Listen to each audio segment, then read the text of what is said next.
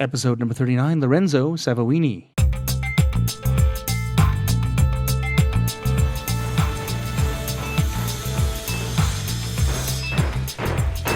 All right, cut to edge of stage. Great. All right, color frost. Check. 1, 2, 3. Check. Stand by, please. House to half, house out, running cues 1 through 10, ground cues 1 through 10. And welcome back to the Title Block, a podcast about Canadian theatre designers, their history, and their craft. I'm your host, Michael Cruz, and this week, my friends, a 2-hour conversation with Director of Design at Soulpepper Theatre in Toronto, Lorenzo Savoini. This is such a great interview. Just when you think we had exhausted all conversation, it gets deep into Lorenzo's theory of design and its future in Canadian theatre, as well as the philosophy behind the Soulpepper Academy and their success in integrating design into the creative process so well that it acts as inspiration for new stories. Once again, the show notes are extensive and will allow you to follow along when the names get a bit much. And if you go to the website, you can search the database of 39 episodes so far, which is quite a lot. My goodness, it's been almost 3 years. You can search that database for particular names or shows. And I want to challenge you right now to go, before you even start to listen to Lorenzo, to go to the links in the podcast. It may even be on your smartphone if you use apps like Stitcher or Pocket Casts like me. Go there and click on Support the Show at the top of the links list. This will bring you to the Patreon site where you can support each design episode with as little as $2 an episode. The show has some inherent costs, you can imagine, from mic rentals for the Bellows episodes to promotions, web hosting, and travel, not to mention the hours it takes to create each episode. I pay for this out of my own pocket, and if you are like me and love the kind of history we are uncovering about Canadian theatre design here at the Title Block, you'll want to support the show as well, I'm sure. Please click on the Patreon link and support the show. There are about 800 of you who listen to the show every month, and with your help, I can make that grow and collect more of Canadian theatre stories. And thank you so much to those who already support. Now, we're only up to around, get this, about $27 an episode. Not much. And I'll need much more just to break even. So please help us out today. Patreon.com/The Title Block Podcast. Now, if you use this show to teach your students about the history of theatre design, let me know. Email me at thetitleBlock@gmail.com or drop us a message at our Facebook page or Twitter at thetitleBlockCA. And now we go to last May, where I sat down in the Soulpepper Library in Toronto, Ontario, for a conversation with designer Lorenzo Savoini.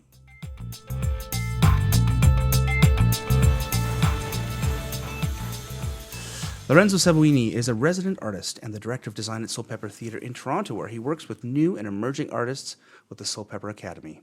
He has worked at the Stratford Festival, Canadian Stage, Tarragon Theatre, Theatre Calgary, Belfry Theatre, Neptune Theatre, many more, and he joins me now at the Library of the Soulpepper Theatre in Toronto. Lorenzo, welcome to the Title Block. Thank you. Phew, I got through that without making a mistake. It's awesome. Perfect. So tell me about your decision to go into theatre. You were born in Thorn Hill, I was born in Thorn Hill, Ontario, suburbs of Toronto. I did not have a lot of theatre in my life. I think the only thing I remembered seeing was racing down the DVP minutes before curtain to see Peter Pan. Right. And I was about 9 or 10. And not at all being taken by it. Then in high school, I think I took a theater class in grade 10 because I heard it was easy credit. And it really opened my world. I remember the first play I read was David French, was Leaving Home. And that I could connect to. I really thought it was amazing to kind of like, different than a movie. You didn't escape. It was something where it's like you were engaged with these people, these characters in a deep way, and we studied that play. And so my respect for what theater was started to grow. And then we did a production of Our Town, and I auditioned, and I remember kind of, because I was leaving to go to university, and I had a girlfriend, and I said, I understand George. I totally get him and what he's going with his Emily. And so they gave me, and I remember going out the night before my audition and thinking the costume would be really important before I even had any instinct for design. And I ran out to a mall and I bought wool pants with suspenders and a kind of Henley shirt and kind of I had old shoes from my dad. And then So I kind of dressed up and I got it, and I didn't know anything about acting, and I don't think it was very good. But that play, Thornton Wilder's play, is extraordinary and started to open my worlds in terms of classical text, and I think I loved the camaraderie of theater. I think I loved everybody getting together. I did one stage management show where I did stage management on Your Good Man Charlie Brown or something, and so I knew I was hooked. I was also interested in architecture, and I was interested in possibly going to university for architecture. We had in my high school, we had classes. We had like industrial arts classes where there was also design arts. There was like silk screening and CADing, and so you did all these like little projects that gave you a taste of it, working with pneumatics. And so I never put together. I never knew, because again, we did Our Town, which doesn't have any set, and I never really connected that what set design was or theater design was, and I just knew theater to be something like it was an actor's medium. And the last second, like I looked at, I think I met an architect at a career day, and he was so boring. And I thought, oh my God, I don't think I want to do residential homes and focus on bathrooms or something. So I just had to convince my very traditional family that I was going to go to school for theater. And I think I convinced them that I'm going because then I'm going to go be a teacher. I'll just teach high school. And they kind of thought, okay, that's good. And so I applied to York, and I applied to Guelph and Waterloo, and I got in to all of them. But York, I was a bit confused because it's like they wanted you to specialize very early after your first year, and I didn't know what I wanted to do. So Guelph offered this really funky, kind of hippie program, kind of like a bunch of communists, really. I love them. And they... and it turned out to be this great program because you could audition for lots of things. You could direct, write, produce your own work with a group of people. There was like lots of opportunity for independent study, where if you came with them with a project, they'll give you a credit for it. Yeah. And so that proved really valuable in that I think I ended up going there and ended up really understanding theater in the broader scope. That's interesting you say that, because I went to when I went to Ryerson, I knew exactly what I wanted to do, and so the idea of going to a more general program seemed like a waste of time for me. Sure. Like, why would you ever do that? These are programs we're going to train. And now that you say that, it makes so much sense to people who have a love of theater and an interest in it, but haven't had the chance to figure out what the hell they want. Yeah. And so it makes so much sense to design a program like that now to me. Like it just made total sense to me. What did you take from it? Well, I remember when I got there, you take all the intro stuff, intro to technical theater, intro to acting, and all the rest. And I remember I auditioned they had this like one act play festivals every semester, and they were really popular. And I auditioned, and I got a part in this show, and it's weird. I thought, and I started getting parts in plays, and I was like, I'm pretty sure I'm a terrible actor. And but I did start to understand theater kind of from that perspective, rather from a kind of decorating it from the outside. And I was also interested in fine art. I was taking fine art courses. I was always a drawer my whole life, and I started taking electives, like fine art electives, and funny enough, so there's two kind of moments. One was being a carp on a show, doing intro to technical theater. You applied yourself, you did a certain amount of hours on a show, and I walked in the room. We were building the set, and when it was finally complete, I was like, what am I looking at? It was a series of raked platforms with a very steep rake with a baby grand piano sitting on that rake, and all the floor was covered in music pages. And it was very poetic and metaphorical, and it was designed by Alan Watts, who was a professor of design there. And I suddenly saw that what I've learned others describe as sort of like a three-dimensional canvas. It was like more poetic and metaphorical and not just sort of like a movie set naturalism. So it kind of just never see. So suddenly this notion of what set design was, it just suddenly came into view. and became very tangible to me, and something I felt like I could apply myself to. And that coincided with picking up a magazine called Canadian Art, which is still published, and on the cover was Michael Levine, and I read it and was introduced into Michael Levine and his design work and his worlds. And I think at the time he just was really starting to do work with COC and had finished his kind of Shaw stint in Canadian stage and was moving into the opera world. And it was amazing to hear him talk about theater design, and which is, why just our designers, young designers, being exposed to the work that's going on in this country and being in conversation with other working designers is so important. But it in a way was a mentorship before I even met him. Right. And it made me believe it was possible. It was like, there's a guy doing it, presumably making a living, and he's got a methodology. He's doing this. So it allowed me it started to seem like a more viable, real potential career. So sort of in the second half of my undergraduate, I focused much of my energy and time in design. And there's just not a lot of design courses there. It was like design 1, design 2, and you were done. So I approached Alan Watts and said, would you mentor me? I would like to, and so we created these elective courses where he'd play director. I'd pick a bunch of plays off the shelf that I wanted to design. I'd go home and I'd get credit for doing theoretical studio projects for various stuff. And as well as designing, I had a friend that was taking theater in Queens. And Queens was like a bunch of group, it was a big group of actors, directors that I met because my friend produced a show in town at a theater called the Baby Grand. And an actor in that company was Daryl Cloran, who's a theater director who runs Western Theatre Canada now. And anyway, I got credit for designing show out in Kingston. So I would get on the train, I'd go out there, and I built the set, produced it, put it up. And so I was, any chance I could to start figuring out how to do this, I took. Okay. When you were doing those theoretical projects, did you, because it sounds like what's missing from that experience is the technical director saying no.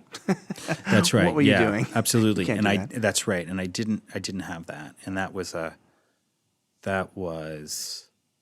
hit me like a ton of bricks in my MFA. Absolutely. No, I didn't have that. I mean, I think I had a final thesis production that I got to design there, as well as we produced a production of House by Daniel McIver with a director and an actor friend. We kind of did our own thing, and I designed the set and lights for that. And so there was I think by the time I was done there, maybe I had 2-3 actual shows under my belt.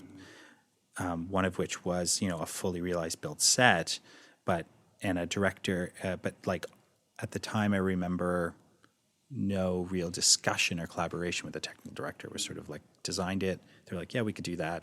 We moved on. And then that collaboration, which is still like somewhat of a mystery because it always feels like you're building like a bridge to one another to understand each other, and you get closer and you're like, why is your bridge so far from mine? How did that happen? Looked like we were all lining up. But it is such a key relationship, of course, for a designer and that you understand each other's process, that there's an understanding of the artistic approach by the TD, but also the practical. I think that, it's kind of really important to both have the artistic vision, but also the understanding of practical realities so that you can actually make sure that when you are having to compromise, you can do so in a way you can challenge the TD to make sure that they are not just taking the easy way out, but that are, from an engineering point of view, trying to bring your vision to life and to challenge them to say, let's see what we can do together.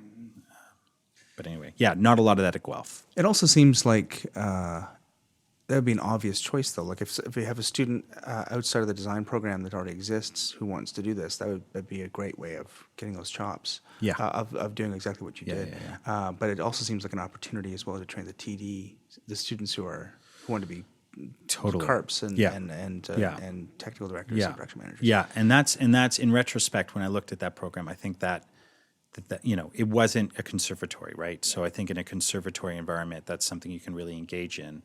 So that's why I needed a postgraduate. I just felt, first of all, my portfolio was not really anything worth selling, and I didn't feel confident. I didn't feel like I really knew how to work with anybody, even a director. So it'd been a very kind of by myself in a studio kind of world. And so I applied, and strangely, I wanted to stay in Canada. And I think I focused in on U of Vic and UBC, and Stitchbury last minute went on sabbatical. And so it was all down to UBC, and I think they take like 2 people, and I thought, oh my God, I'm not going to get in. And then I ended up on a phone conversation with Robert Gardner, and next thing I knew, I was accepted. So I went out there. No, I did. I went out there and spoke with all of them to really make sure I had a face-to-face. And so UBC was this great opportunity to get a lot of practical experience. So now out of the studio in your head and into it was what you made it. It was like, we'll give you a lot of opportunities. There's a lot of shows that you could design here, but there wasn't a lot of close mentoring. There was just, when you need us, let us know. And so, but it gave me, something like 8 shows in a year or something. It was like really, and like opera, big shows, little shows. And so it gave me the opportunity to build a lot of confidence. Their shops, like I think they have union crew there, if I remember. So it's not like students are building your stuff. So I remember having to, being at the start, being terrified to talk to them about how you want something built, to eventually feeling very confident having that collaboration with a carpenter and a TD. That's interesting. We haven't discussed a lot about the differences between a conservatory and a general program. And it seems, do you think that it would be, I always wondered why people wanted to get their MFA, only because I didn't. And a lot of the people I worked with didn't either. And they were working designers, and they were fully capable and seemed to have the chops. Or get them eventually, right? Like, your first couple of years out of school, you were really trying to figure out how to work in the real world, but they tend to work out. So do you think that, I guess there's pros and cons to both. Had you gone to a National Theatre School, or I think probably even the York program is probably similar because you have to specialize so early. Do you think that you would have made the choice to go to the MFA, or was it really just a matter of getting experience? No, I think that the general nature of my undergraduate did not, I don't think it readied me for entering the professional world. I know for a fact that my MFA made a difference to my eventual segue to Stratford in terms of just because the head of the assistant department had his MFA and was appreciative of MFAs and what they were offering. And that if you ever think down the line that you might want to teach, it's an important piece of paper and tool to have. But also I didn't, I did a lot of reading and thinking on my own. Like I used the MFA, I used the 2 years, not just for the applied work, but also to kind of try to come to terms with, like, I was reading as much Peter Brook, and I probably read more about directors than because there's no books to read about designers. Designers aren't getting to write books about their methodology. But actually, I think it was Svoboda or somebody said that every designer should be 50% director and every director should be 50% designer. And the more and more I started to read directors and their methodology, reading up on Simon McBurney and on Brooke and Lepage and so on, and I started to really connect. That really spoke to me. I started, not that I ever wanted to be a director, but that I understood that designing was something that happens, integrates with performance and is in time and is in conversation with the world and the play. Why even do this play, and in what context do we do this play, and these kind of big choices that and questions that send you down a path of how you're going to tell that story. I think in all my interests in directors, that's how I think now. And so I'm not always waiting to be prompted, or I'm kind of trying to bring something to the table that we can then have a conversation about together. And so I don't think I learned that from any of my programs. I think that was just independent study and passion and interest in whatever I was looking into. And I don't know, I think I try to point designers down those paths now in the program we have here, but, every designer is going to be different, and an MFA might be good for one person and not good for another person. But what I think an MFA is about is it's not about the job it's going to get you. It's going to be less about how the world sees you, and it's more about the world inside you changing. So you go do this thing that for 2 years you selfishly are going to challenge yourself and how you see the theater and your place in the theater. And so it's a personal 2-year experience. But to have expectations that suddenly everyone's going to see you in a different way. I don't think I've ever, except for that one Stratford interview, no one's ever asked or cared if I have an MFA. Yeah.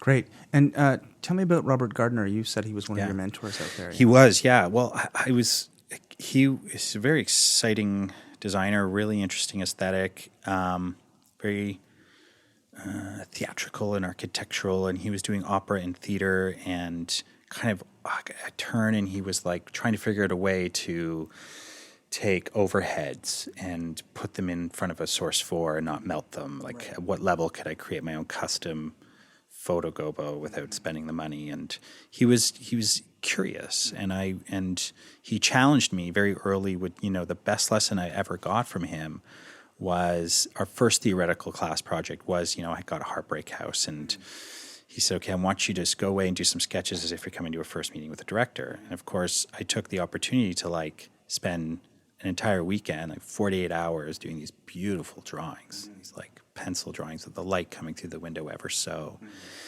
And he sat down and we all had to present to each other, and I presented my drawings, and he came out with a black permanent marker and started drawing on it. And he started to just sketch on it. He said, yeah, but if you did something over here, and my eyes went bugged out, and he said, oh, did that freak you out that I did that to your sketch? I said, yeah. What? He said, don't ever come to a first meeting with something that beautiful that you care about that much. It's not fair to a director. And since that day, my sketches, I'm not even, I do silly little thumbnails.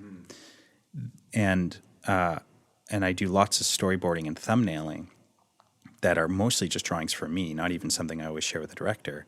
But I don't over-articulate too early, so to keep the conversation open. And he introduced me to this idea of collaboration and what it means to work with the director. So we got to have those conversations.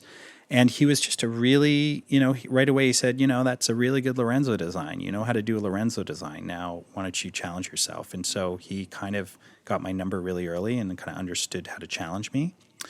And then after 2 years, I've never, we've stayed briefly in contact here and there. Especially he has been really great about sending me potential applicants for our academy. But I left Vancouver, so it was. But he was always really, really, really great to me, and I'm very appreciative. That's terrific. When was the first time you met Michael Levine in person? Yeah, I met Michael. So I was I just started at Stratford, or I was a couple of years in assisting at Stratford, and someone said, you should assist Michael. And I said, I'd love to assist Michael. I've sent him my resume and never heard anything back. And then I gave him a call. Someone said, oh, no, just give him a call. He's looking for an assistant. And he said, yeah, come in. Well, show me your work. And I had already, so I was in my second or third season. I think second season of assisting at Stratford. And it was December, and I had to start up again in January. And I walked in his studio just thinking we're going to have a conversation maybe in a year or something. And we had a talk, and I walked in his studio, and he had 8 or 10 half-inch models around the room for projects going on over the next 2 to 5 years, all of which, each one taking me through, like my heart was skipping beats. I was kind of felt like this is where I want to be, inside this man's brain in this room. And Michael, he's extremely generous and supportive, and said, great, like, why don't you start next week if you want? And I just said, sure. Like, completely forgetting that I'm supposed to do a 6-month stint. So I said, sure, I'll see you next week. And I left, and I was like, got in the car. I was like, oh my God. So I went to Stratford and I said, listen, this opportunity came up, and they were really kind. They gave me a bit of sabbatical in my assisting to go work with him. And I did. So I did kind of like an initial 3 weeks. And then when I was let out for the summer from Stratford, I did a whole, I think, 2 or 3 months with him where we did the ring cycle. Yeah. So it was me, Cammie, I think there was another assistant in there, and we built models forever. And it was good grasshopper work. It was like glue this pin on the back of this button head to make a mini tiny light. Do that about 300 times. Right. And that would take like 3 days. And then he'd say, make them a little bigger this time. So then you do that. So this extraordinary thing he had, like, I don't know, the budget of those models was probably more than a lot of sets I do. So, yeah. Now tell me about so Stratford, you get an interview at Stratford. Yeah. So I came back to Toronto. I, left UBC and was like, oh, maybe I'll stick around Vancouver. Realized very quickly, it's a very tiny community, wonderful people, but they're not very interested in someone saying, I'm from Toronto. Can I work here? I sort of protecting their own. And I just felt like not a lot of doors to get into, not a lot of theater companies. So I came back. I knew I wanted to work at Stratford one day. And, I think it's important to know, like, I waited for like a year, at least, year and a half, and hooked up with Daryl Cloran out of the blue, that guy that I did that show at Kingston with that he acted in, kind of got to know him then, calls me out of the blue, says, hey, I'm a director now, I want to work for free.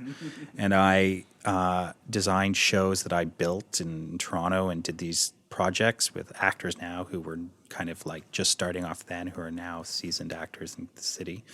And we all were working for nothing and doing a lot of really hard independent projects that take a lot of your time. And I was doing them like painting through the night. So then I go to my waitering job in the day, and sort of doing that kind of world for a year and feeling like I don't think I can keep this up. And Stratford, I got an interview, but it didn't amount to anything. And then months later, I get this call, an assistant quit. We need you to start tomorrow if you want it. And it was like Sound of Music. Rory, you're going to meet Rory Murchison, UK designer, at this hotel. A car will pick you up. It's like, what? A car picked me up, drove me to a hotel where drinks were paid for. We then went to a dinner at the director's house, and then I was in the car, drove us back at midnight to Stratford, where I was put up at a hotel. Like, this was alien to me. And then I spent the week working at Stratford, burning the midnight oil in like 4 feet of snow that never stopped coming down. And in that beautiful design office overlooking the river, I remember it was romantic. It was this extraordinary, I thought, I'm pinching myself. I can't believe this is happening. And working to a deadline of getting these draftings done in time and ending up somehow getting lost as you can so easily in that building, and ending up at like trying to get out of the building at 11 p.m. and ending up on stage with the ghost light and just sort of, taking your breath away and feeling a part, suddenly realizing something. And I always knew about Stratford, but suddenly feeling like, oh, wow, I'm part of that big giant story. I'm maybe a piece of sand in it, but it's like, wow, I'm here. And then, so that I assisted on that production, which led to like a lot of back-to-back assisting. Things went well. And there was like a group of us. There was like actually like Michael Gianfrancesco, who you interviewed, Dana Osborne. There was a series of us that started to get a lot of assistant work. And then the opportunity came. Richard Bennett opened a new theater. He opened the new studio theater. And he wanted it to be for the next generation. He wanted young people to be working there. And I had assisted on his production. So it was just right place, right time. And he offered me, they did 6 new one-act plays. And he's like, you'll design the set for all 6. And it was like, there was no budget. It was supposed to be all pulled from stock. But it was 6 directors, established directors, who I've never met before, who I now have a working relationship with. Like, you can't, that's an amazing, lucky opportunity because I've gone on to continue to work with some of those directors. So every project gets you the next project. And so that led to then the fall, like year after year, transitioning. I think where there was a point where I was assisting and designing. And then they finally said, you can't be an assistant anymore. And then I just started to really commit to now freelancing.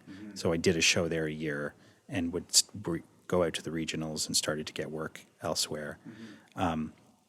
And year after year, it was like I was working a lot with Richard, designing his shows, but I also had a really, I feel like for me, there was this production of the Timon of Athens that I did with Stephen Mamet's debut as a director, I think. And that seemed to be something that people responded well to. And suddenly people took interest and started asking me to do other things. And then that led to a couple more shows there. So I kind of 5 years in total. And then, as I mentioned, like it's amazing. You get so used to that environment and it becomes normal. And I started to become very interested in other things. And that kind of collided with also not being asked back. Suddenly there was a season I didn't get an offer. And I would be lying if, suddenly your world implodes and you're like, oh no. Tell me about you. We spoke about earlier in the pre-interview about the idea, the older idea in Stratford where the way to get work there, the way to establish yourself as an artist at Stratford was to start as an apprentice, and that led to I've spoken to so many people on the podcast about people who worked in the 70s and probably up until the early 80s who started there and then they continued on. Yeah, when I got there, I became very aware of this kind of legacy, this kind of Renaissance structure of apprenticeships that went from Des or from Tanya to Des and down. And that's Tanya Moisevich, right? Correct, yeah. And Desmond Healy. And then there's a whole bunch of designers that in the 80s, and then somewhere in the 90s, I guess it sort of stopped this kind of passing on the torch. And it became very much about, New York designers started to come up and it was like, do their summer stock show with us. And jobs were, a lot of the directors just wanted the same designers or teams stuck together, and there was no nurturing of the next generation. And I think that there was a stint there for a while that wasn't happening. So it seemed that being an assistant started to pin you as somebody that, I know this is true for assistant directors there as well, as, someone who can help facilitate the process and help execute it, but who really wants it's not glamorous to you don't want an assistant designer designing your show. If you're a director, you want somebody who's established or seemingly established. So, but the assistant design program, like what assistants do there is extraordinary, and what their response, like they really, like if they left, at least when I was there, like the show would fall apart. Right. They are like an important, integral part of driving the show. And that has been the main takeaway skill that I still try to drive home today with the younger students is that, yes, the idea is the first and foremost the important thing, but then if you can't drive a show, if you can't production manage your own show through the organization, it won't matter. Like your ideas will stop dead and you will compromise your way to being disappointed. So that really taught an extraordinary, it forced you to become a strong communicator and well-organized and rigorous in terms of the process of execution. Great. But it didn't mean you still couldn't see the direct line, the journey from gaining those skills and then being able to get a show. And it really was the opening of the studio theater that prompted, and I'll say this about Richard, like as complicated as a human being as he was, and we all are, he was incredibly supportive of the younger generation and believed, there's many conversations where he believed in that, in nurturing and giving them a stage. And so he gave me that opportunity, and it was sort of the first big opportunity. and I'd say now, I don't know where they're at now. I know that it's still, I don't see a lot of, so like me, Michael, Gene Francesco, and Dana Osborne of my generation there seem to be the ones that graduated into, like, were given the opportunity through Richard to be brought along. And since then, I know there's been a kind of frustration, like we were the last ones, and that there hasn't been a lot of opportunity in that regard. So, and, you know, it's incredibly important. It's incredibly important that the thing that I realized sitting in that room for 5 years and being in conversation with all kinds of designers was, it's not even like the conversations about design. It's like the wonderful conversations about all sorts of things, sports, life, art, that aren't directly related, that you realize how important it is to have a community, and that actors really take it for granted because it's, the conversation is, they're always in a group in conversation about something. Yeah. And so it was like this great place. You know, it's just, I started to get to a point where I felt like the work we were doing and the traditional, fairly traditional forms in which Stratford was working in at the time, like the expectations around the work. I just, like, I don't know how to do an Elizabethan costume. I'm not interested in it at all. There's nothing wrong with it. I get it. But it's not, when I approach a show or a piece of Shakespeare, it's like, what period should it be in is not a question. It's not the first question I ask. And I want it to feel like I personally was interested in something that, like, I just somehow wanted the work to speak to now and connect to the world now. And that somehow for me, I was feeling a bit like I was pumping at work and it was great, but it wasn't somehow like feeding this thing where I wanted to explore new ways of designing, messing with the formula of how we design and changing the variables. And so that led to a pretty easy segue away from Stratford into other communities and places to work. Yeah. That's terrific. Now, that's an excellent segue to go to the next step, but I really want to talk about the process in Stratford that you witnessed and the formula. You spoke about before about the formula for production and the need to production manage your design through the process. So, tell me, just give me a sketch of how it works down there and what are the hurdles you have to overcome as an assistant. Yeah. Well, I mean, as an assistant and a designer, I think the big key challenge is, and this is true of Shaw too, is just how early designs have to be in. Yeah. So your preliminaries are in like a year, almost a year in advance. And so actors are coming into a room and are engaging with something and dealing with costumes. Like, it's all been predetermined, and now we're just going to fit you into that mold and we'll keep moving forward telling story. And there's, again, like, there's a reality around that, and I get it that we need to start building, or there simply won't be a set on stage in time. But that just, so there are wonderful benefits to that, which is that then you can, if, you know, especially with musicals, big giant scenic expressions can happen because you have the time, you take the early time to build it and execute it. The compromise to that is that you know exactly what you're going to get. It's going to look exactly like you imagined it would. And I've come to appreciate accidents, or come to appreciate, like, roads taking left turns during the process and sending you in new directions, and the kind of degree of risk in that, but that there's also responding to the rehearsal hall and responding to, like, if a good idea comes up, how do you say no to it? And if it came from an actor or an assistant director, or that's fine, and let's just all work as a kind of organism together. And that the hierarchical structure was very, very defined. So it was a very director-driven process at Stratford, and everyone's looking to the director to make decisions and give us information so that we can now do our jobs. And So that structure defines the form, defines the kinds of work that's going to be produced. And I know there are, I feel and see now like some really wonderful directors coming in, Chris Abraham, and they inevitably are going to challenge, both meet and challenge that process, and that's exciting to me. The other the rep there is so massive, and that the amount of departments that exist, even especially in wardrobe, the scope of it as an assistant is at the start extremely daunting.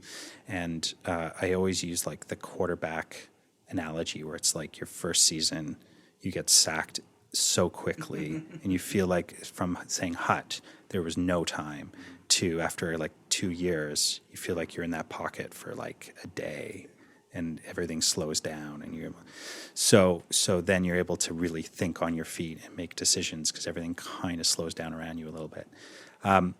And so really designers come to, because their residency is so long there. That's the other thing, is that like costume designers are there for a long time, but sometimes designers take a show, they're not available as much, and the assistant designers can help, so they can be there. So I assisted on a show where this American designer, I think, came up like a total of 3 weekends or something, the entire process.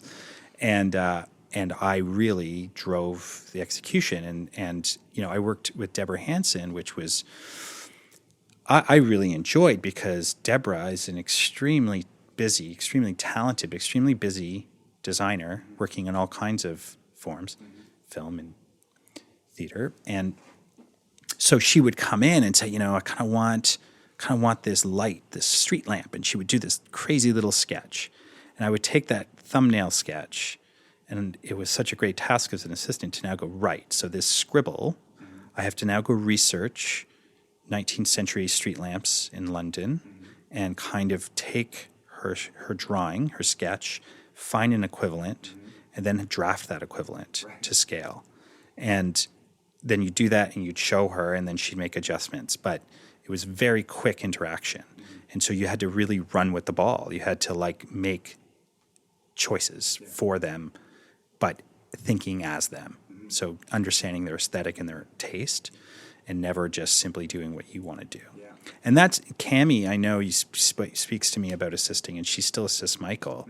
And I highly recommend it. Like, it's an amazing thing to turn off one side of your brain and turn off the other, where your job is to bring to life someone else's aesthetic. Is a really great learning experience. Yeah.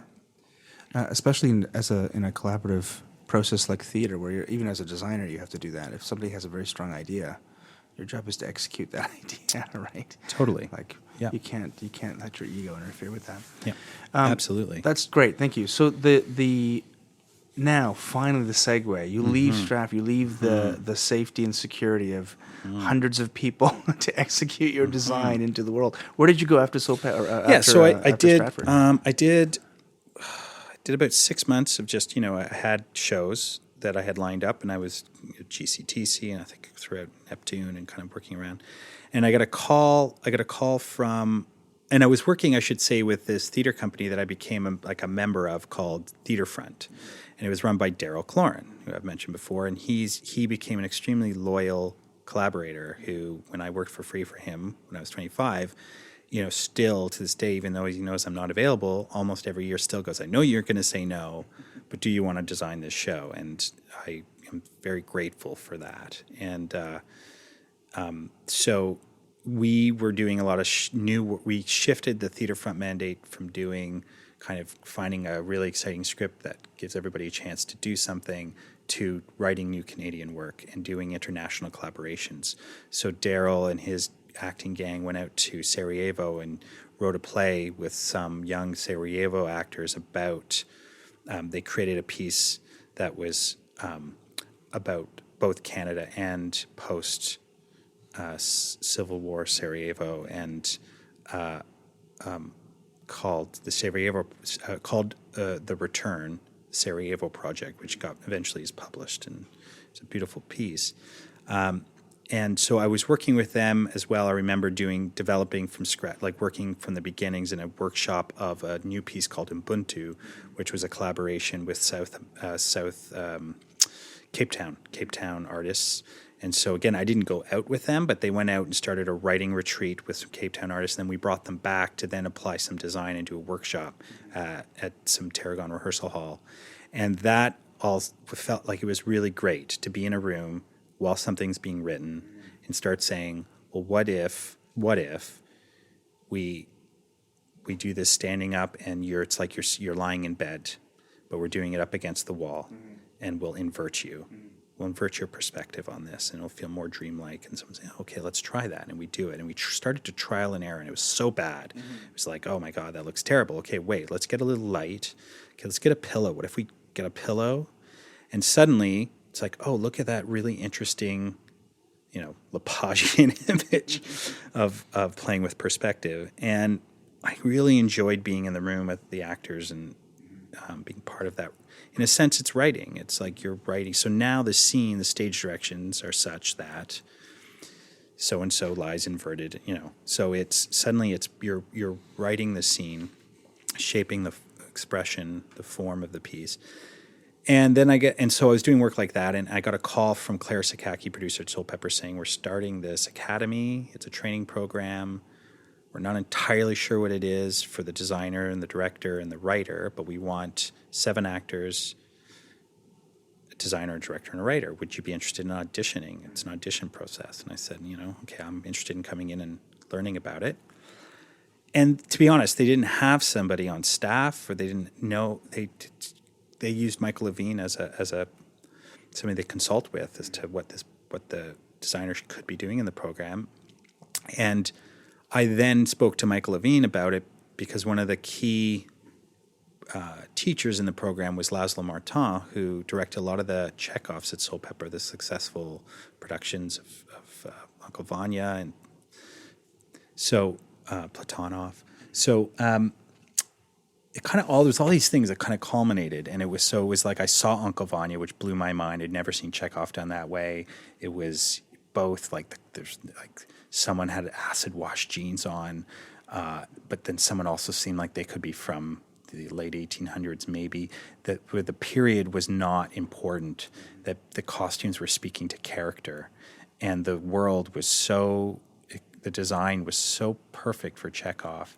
And it was Michael Levine's design, and then I understood to talk to Michael about it. He said, yeah, with Laszlo, you get in the room and you start to build the costumes with the actors. So you start to bring in options, things to play with. He would give each actor $20 and said, we'll go to Value Village and come back with some things. I think Michael actually he tells a story, I think, of like buying clothes from a homeless person or something, and just saying, and then bringing it all in the room and playing and building the costumes out of the rehearsal process. This only works, of course, if you have more than 3 weeks of rehearsal, which is the average rehearsal process. So the average rehearsal process at Soulpepper is like 6 weeks, and if you're Laszlo, it's like could be 8 weeks.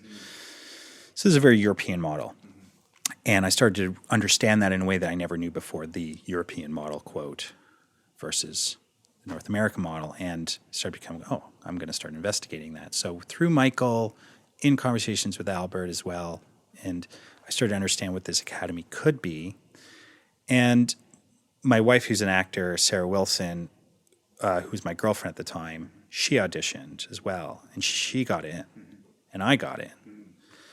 So it became this opportunity to work together for 2 years, actually, and get paid to train, because that's one of the defining important factors in the program, is they say, you will not have to worry while you train. We're going to take the worry away. But the big worry was parking that part of your brain as a designer you develop, which is like what it means to be freelance. And putting that on hold for 2 years scared me.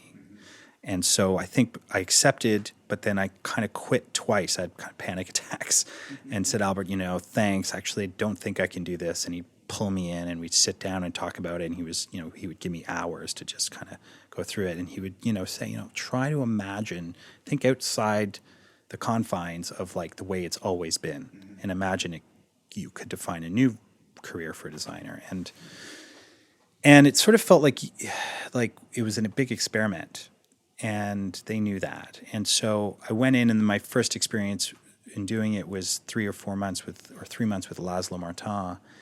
And I realized from that day, I thought I knew how to read a play, and I didn't. And Laszlo, it was very much, you got on your feet, you acted scenes, and you really started to understand something like Chekhov. You do these amazing improvs where it was, contemporary improvs where it's you and someone else, and sort of it becomes an analogy or a metaphor for the scene you're in. So you participate in this. But also being up there and having him direct me with the environment, with the sort of, water, stage left, something, carpet, and he's like, now you pick up the carpet, you wrap it around your face. And be like wrapping it around my body while I'm screaming this monologue, thinking, what a good direction that is. That is such a good thing. And so I started to kind of look at these plays with Laszlo as like, you're trying to solve scenes. You're trying to solve moments, for certain moments to kind of come alive and unlock for actors on stage. And then from working outside of that, like, what does that scene need? Where does it need to be? What room does it need to be in? Let's take it out of the context. Let's put it in a shower. Like, let's start to give the scene something that these contemporary actors here and now need to unlock it and solve it. And then you can start to take all of these approaches to scenes and look how you can kind of contextualize them within a visual framework that is the design for the show. But it is more of an inside-out process as opposed to sitting in your studio, reading a play, meeting with the director, going, what do we want to do? It's a completely different process. So Laszlo has become a very important mentor and colleague for me. I know for many in this Soulpepper building, he's sort of he's defined the pedagogy, I think, and which has evolved and grown through the academy. So I did the academy for 2 years, which was it's just now the academy after 5 installments looks very different. But at the time, it was me getting opportunity to design a bunch of shows at Soulpepper, exposing my work to Toronto, while also being in a studio and doing movement, doing dance, doing all these, and devising. So we would start to figure out how to get in a room with a picture, with a photo, and say, okay, everybody, we're all equal artists and collaborators in this room. No one think outside the boundaries of your discipline. And from this picture, let's create a 5-minute piece of theater. Now let's create a 20-minute piece of theater. Now we ended up going down this road of investigating war journalists that came out of a monologue writing session that we all did. And I think my monologue was about this war journalist and war photographer. And that somehow we ended up expanding on that and decided to put our thesis production and our energy into writing a new Canadian play about a Canadian war photographer. And as this company can do, what resources do you need? And I said, well, we were like, we need to engage with a real war photographer. And we met with one who then gave us her photos as like something we can use, and engaged with us in an intimate conversation about the world and about the process and about Iraq and Afghanistan. And so we were interested in challenging the company to tell a contemporary story, but exploring themes that, of course, are, classical, like war and love and death and all the rest, but seriously just doing a contemporary play for the company's first time. And we did that. We wrote a play, we devised it, we created it kind of from scratch, and it was an exercise. And now what we're starting to see happen are these not in our academy, but the next academies, their exercises have turned into full-fledged productions that we now have been like successful and are part of our repertoire. So the academy is starting to define process and how we want to work. And so we're starting to challenge the traditional aspects of this company who need shows to fit within a particular structure. And sometimes we say, meet us halfway. We want to challenge that. So we're going to, this eventually all leads to a production of Human Bondage that I did 2 or 3 years ago, where Albert and I went into the rehearsal hall, and this is the first time we've tried this, which is like, let's go in with a set of rules. The script is written like a movie. It's a brand new version of this Somerset Maugham wrote of Human Bondage. Vern Thiessen adapted it into a play that has like 75 scenes and locations, which we in the workshop said keep going in that direction because it actually forces you to think theatrically. And we went into the room with a 16 by 16 high gloss square floor that the lead character was never allowed to leave. Everyone else would always be present in chairs, and all the things that they need, props, instruments, everything, would be in the room. All the furniture listed in the stage directions would be in the room, and then we will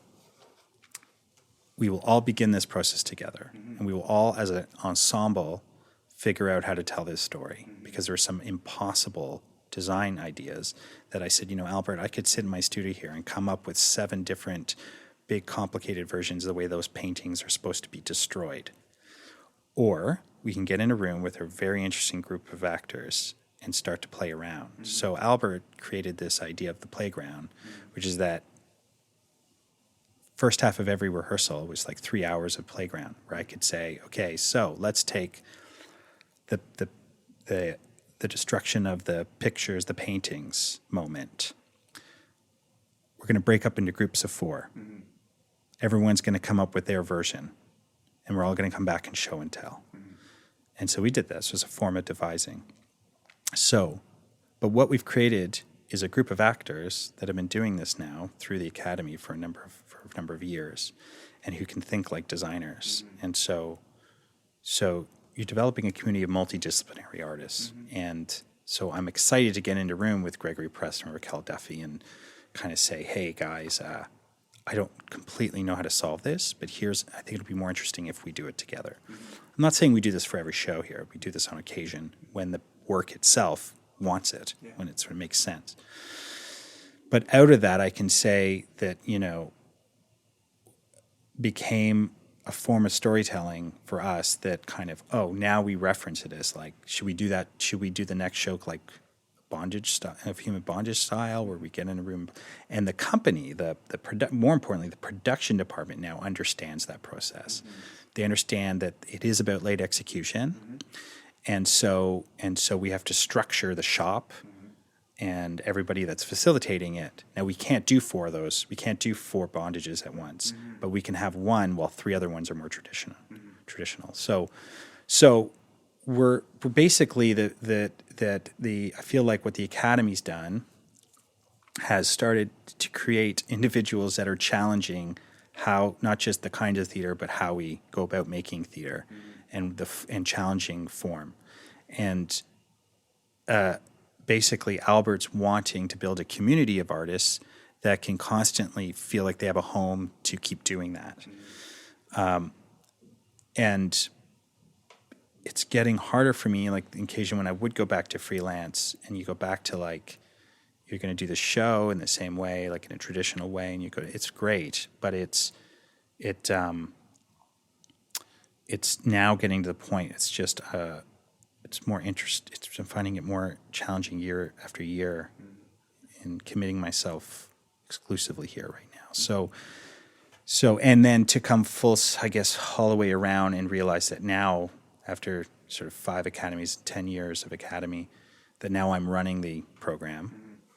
So it now can have a proper curriculum and kind of train designers in a way that is kind of postgraduate and is trying to develop them as artists and how to create a designer that comes to the table with a really strong point of view on the theater and how they want to use the theater and the stage, and not just aesthetics, but actual, what we would, I think, call directorial vision of how they want to use the theater, that to kind of try to instill that kind of responsibility in a designer's voice as well, so that when they engage with the director, it's a much more complex, sophisticated conversation rather than where do you want to go with this? Yeah. It also seems that I have a lot of discussions, mostly because I'm interested in it, and I think it's relevant to working artists today as well, that theater has some challenges to continue to be relevant to society and to even each other in the community, in the artistic community. And it seems like art, the way that you describe the Academy and the way that you're working here at Soulpepper seems to be a way to allow the process to evolve in a way that adapts to different expectations of theater, both as a creator and as an observer. Absolutely. And so it sounds like a really optimistic way to go about It theater. is, and it's extremely challenging to our production department because what they want, of course, like you want to be able to pin things down. Yeah. So for a TD here, it's like things are kind of like constantly, like wily. They just keep morphing, and you're like, can't we just do a show the same way each time? And some directors who come work here, absolutely. Like we do get a lot of traditional process, prelims, finals, and everything kind of goes as you would. And that's great. In certain plays, there's no reason to do a playground on Odd Couple. That play is solvable in the studio. But for example, Diego Matamoros, one of my favorite actors in the whole world, comes up to me and says, I'm really passionate about John Cage. Do you know John Cage? I'm like, I sort of know John Cage. He said, well, why don't you investigate John Cage? Because I'm really into him and his relationship to Zen Buddhism. And I'm also interested in apes. I'm interested in apes in confined spaces and how they exist and to study them. And I said, okay, that's interesting. So then so I went away and investigated John Cage for a couple of weeks on my own, became very excited about his process of chants and how he used to compose music through qi and his relationship and practice of Zen Buddhism. So his favorite most pure sound, he said, in the world is traffic, because you never know something is going to happen that's going to cause somebody to have to honk their horn. So, but these things are undetermined, they're unplanned. They're completely by chance, and then you create. So every time you put your ear out the window, the music is original and responding to human beings existing in space. So he understood time and space in this really, really interesting way. And so I became very, suddenly went back to Diego and I said, this is blowing my mind. This idea, this methodology of chance, I think we should apply that to the process of making a piece of theater. And he said, okay, that's really great. And we went to the zoo. So then we got Richard Farron, because he also wanted to work with a sound designer. So he was interested in what happens if I try to create a piece with just designers, at least to start. So the three of us, myself, Diego Matamoros, and Richard Farron, got in a car and we spent the day at the zoo. It was kind of a surreal day. And looking at apes and studying them and talking about them. And then it led me, so the idea for Diego was that interesting relationship between the animal in the cage, John Cage and his music and structure. And then we started talking more and more, talking about the relationship of society and how we put ourselves in, existing in structures that allow us to exist, to kind of make our lives easier, but are confining. And so right away we saw a kind of subject matter to go into a room with. So we're going into a room now, hopefully this year sometime, if we can all get our schedules together, where we're going in with a subject matter.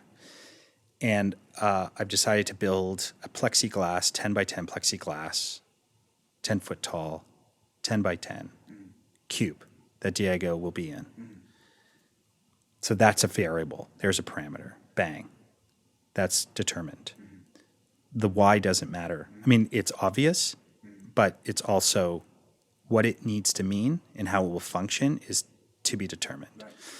And then you go in with a subject matter. Farron comes in with a particular interest to challenge an audience's sense of perception of that. In other words, we're going to challenge how an audience exists in a room, walks around the cube. Maybe they'll end up in the cube and he'll be outside the cube. We don't know. We don't know how much audience.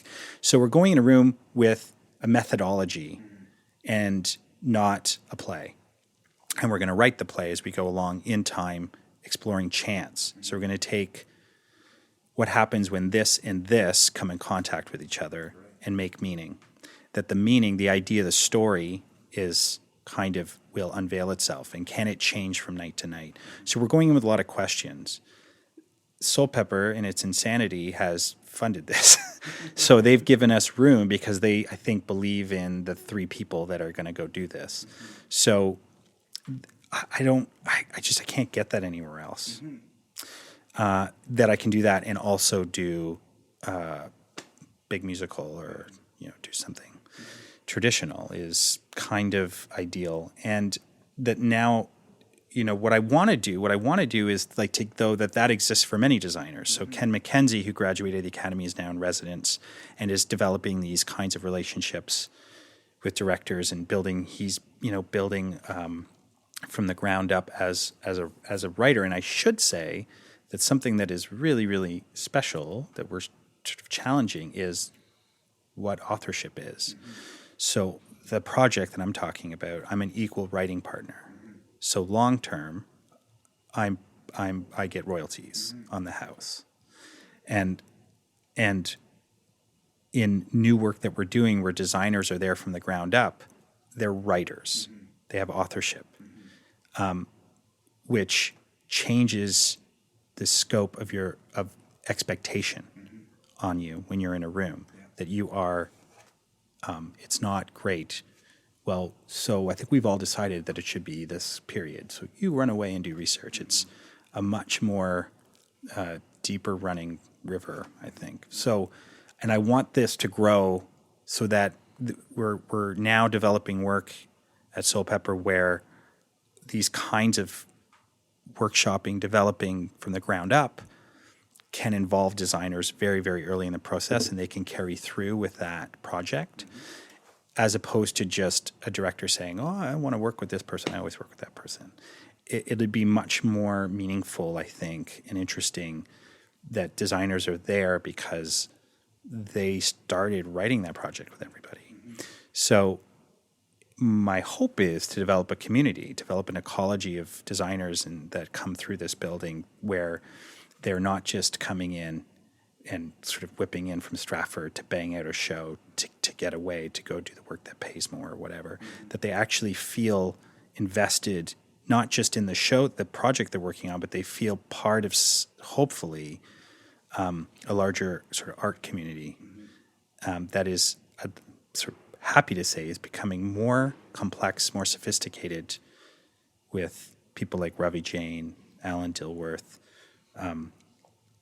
Wayne Mangesha coming on board as resident artists, committing to long periods of time here, changes the ecology of what Soulpepper was, which was an actor-centric company, which made sense at the time and is now grown to something kind of bigger than that, where how we tell stories is becoming more complex. And so the people with voices at the table is much more diverse in terms of discipline and culturally, I think. We're trying.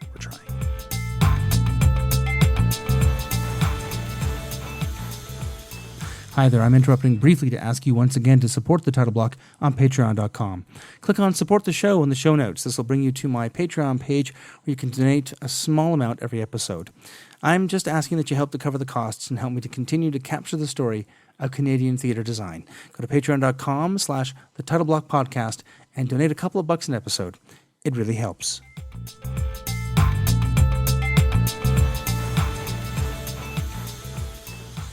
All right. So we spoke a little bit about how you form your aesthetic and how an artist kind of finds their voice. And in the context of theater design, how did you go about that, and what did you land on, or did you? I think I probably started really admiring a lot of other work and trying to kind of copy it or something. I think that's not uncommon. I know for musicians, I heard this really great story. I'm trying to remember who the musician was. Elvis Costello was saying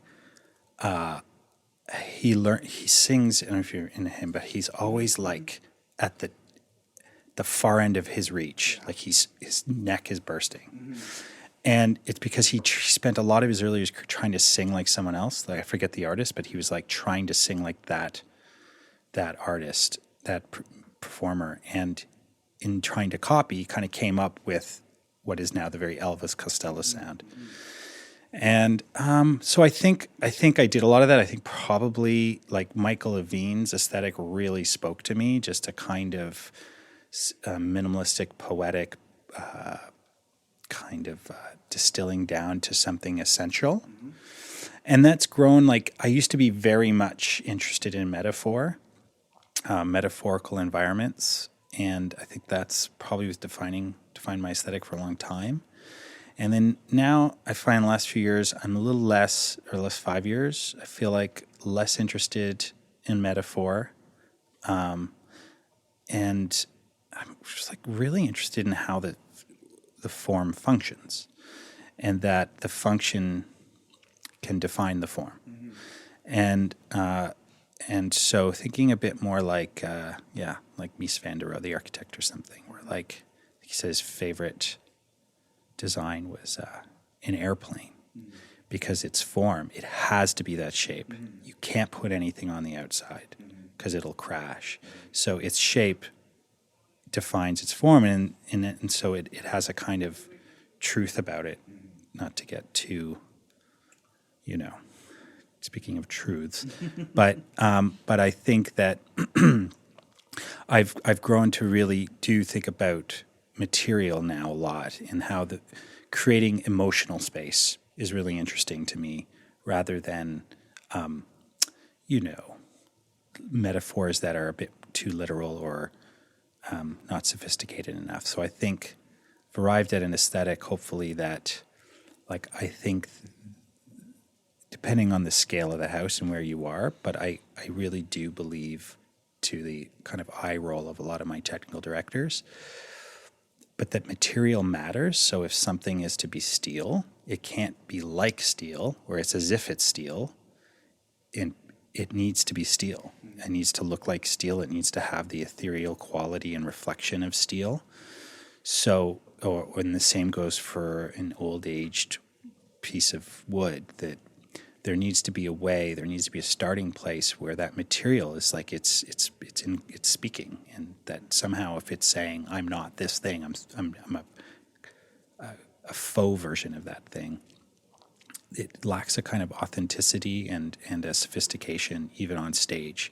That changes, of course, when you're 100 feet away at an opera house. Right.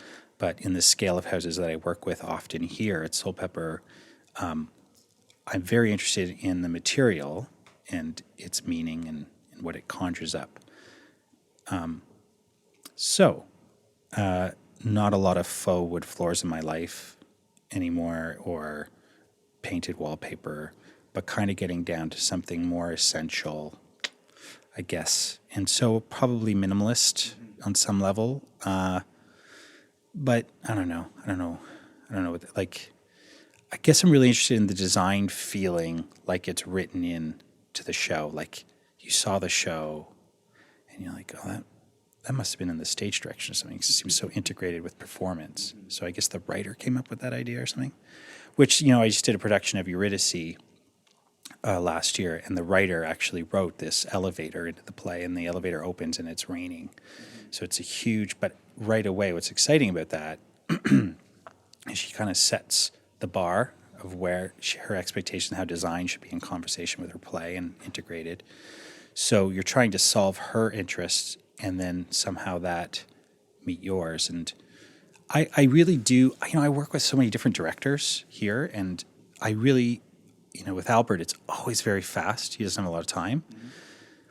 And he responds to actors in rehearsal, the rehearsal halls where he does most of his creation, responding to the room. So we've defined a process for ourselves that kind of allows for that, where we create something that is filled with opportunity. But we're not going to decide, we're not going to storyboard, we're not going to decide how this play is going to move through time. We're going to go into the room and figure that out together. And we've been doing that now for at least 3 years, and it's working great for us. And it's exciting to do that with the actors. On the other hand, Alan Dilworth is like the Zen Buddhist director. He'll sit down and we'll talk and find our way slowly to a thesis. And that thesis, we then build around how to support that thesis of what is this place essentially about. And so it's a lot of conversation, which I love and I adore. And it's about, this is something, I try to do with designers in the academy, is it's not like actually bring yourself to the work. So I'm doing Doll's House right now with Daniel Brooks, and a lot of the big conversations we're having end up being a lot of personal referencing of our lives and how it relates around the themes of the play and issues in the play.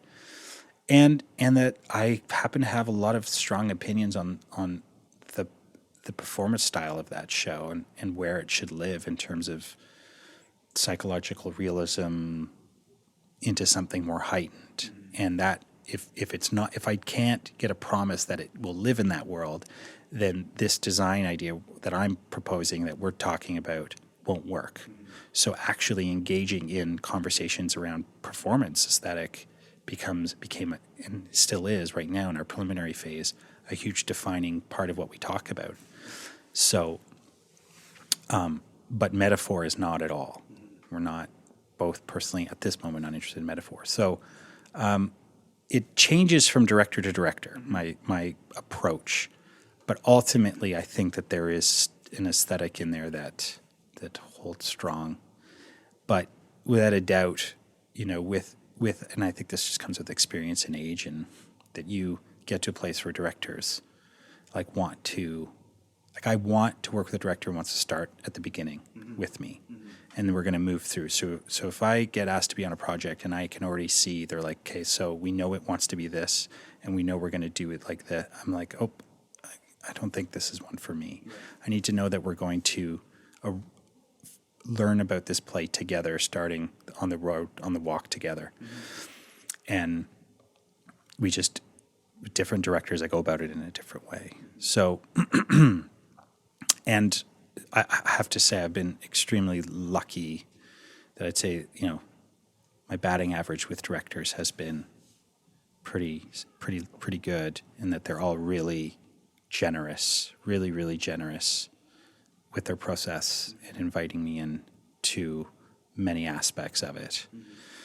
So there's a lot of trust. And so on one hand, I totally get why designers and directors work together for their whole lives, because there's this trust and this shorthand that I totally understand. At the same time, I'm in a particular place of responsibility where I'm going, so who's next? How do we help the next Michael Levine? And we're training these young designers, and others are surfacing, and we want to give them opportunity. And I think it's not something that a lot of theaters in this country feel a responsibility to designers specifically. They do, I think, for acting.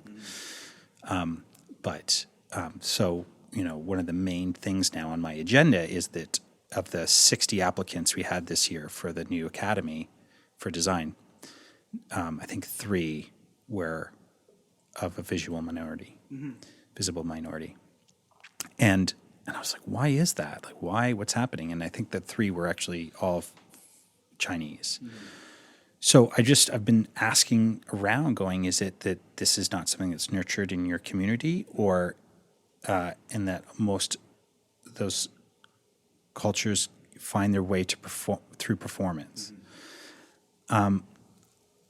So I'm already challenging some, Ravi, who is in charge of community development here as well as being an associate artistic director. I say, find me 10 young fine artists within the visible minority community, and we will give them a free masterclass in design. Like, show these fine artists another aspect, another career that they could potentially find a passion in. Maybe they don't want, but it's like, where do you start to expand? Because then it's like, what happens when somebody from that culture suddenly gets control of a checkoff to design? Like, you're going to get something really personal, interesting, and different. And so what I've been able to do is really focus on a female voice, both last Academy and this Academy, that I think is up until the late 90s, 2000s it's been fairly male dominated on some level from the 60s and 70s. And now sort of focus on giving young female voices an opportunity. But how to segue them into the industry, and with seasoned directors who are excited to work with them in companies that are willing to take a chance on young designers is still a big question. I think for so many, I get asked, so how do you get work, or how do you?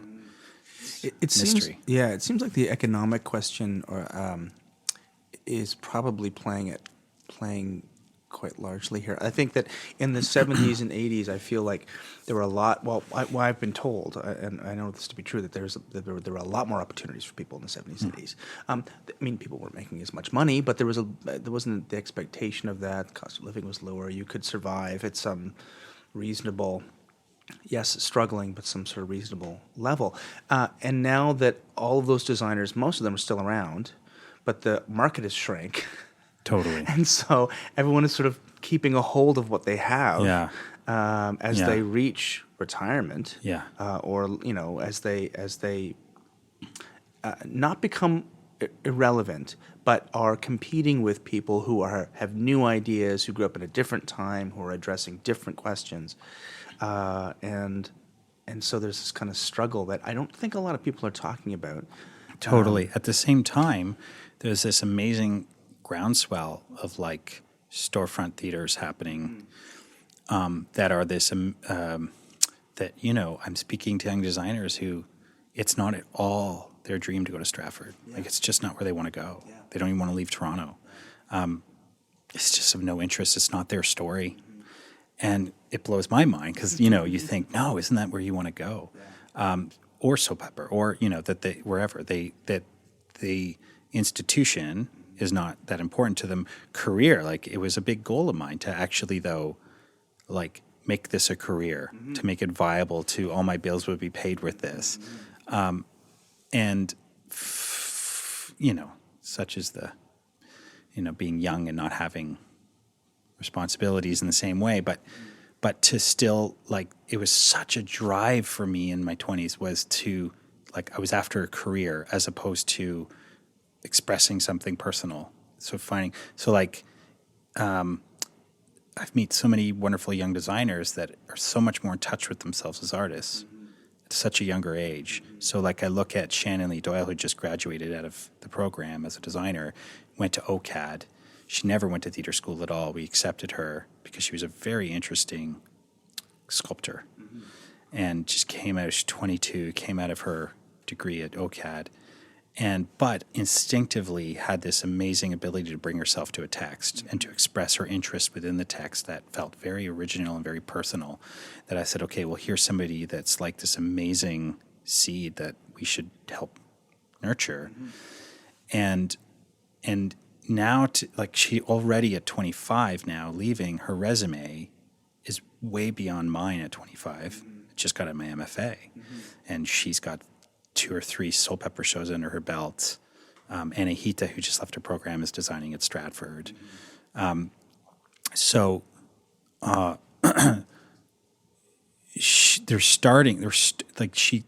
Shannon has this interest in, like, her desire and passion, and I keep trying to drive home, like, yeah, but you got to make this a career if you're gonna.